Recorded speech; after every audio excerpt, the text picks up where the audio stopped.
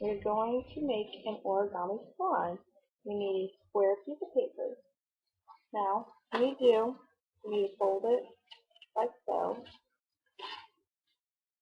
and then unfold it, and then you need to take, you have like this, you need to take this side, fold it in crease like this,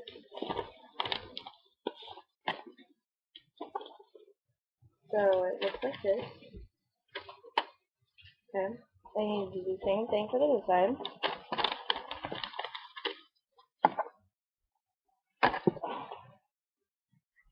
And then, what was that good? And just do the same thing, just take two sides and then fold them in halfway onto here, just like this.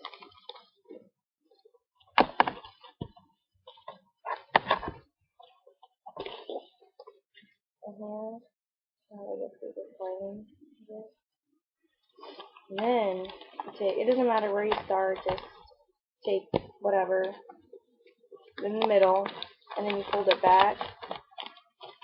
So, it doesn't have to be perfect, but so it's like this. And then you take the top of it, and then you bend it. So, it looks like you have a little head. And that is how you make an origami swan.